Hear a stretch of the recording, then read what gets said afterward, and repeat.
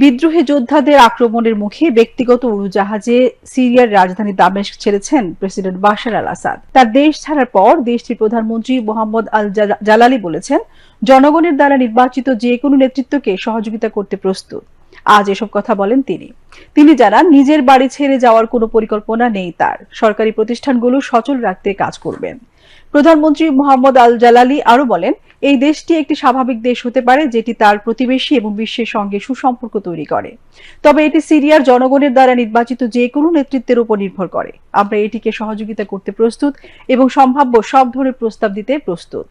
এ সময় জনগণকে সরকারি সম্পত্তি রক্ষার আহ্বানও জানান তিনি।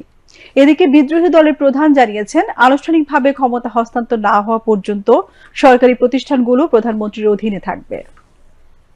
সিরিয়ার বিরোধী গোষ্ঠীগুলো সংক্ষিপ্ত এক বিবৃতিতে বলছে, বিদ্রোহী বাহিনী রাজধানী দামেস্কে প্রবেশ করেছে। সাদানা কারাগারে অত্যাচারের যুগের অবসান হয়েছে এবং কারাগারের সব বন্দীদের মুক্ত করে দেওয়া হয়েছে।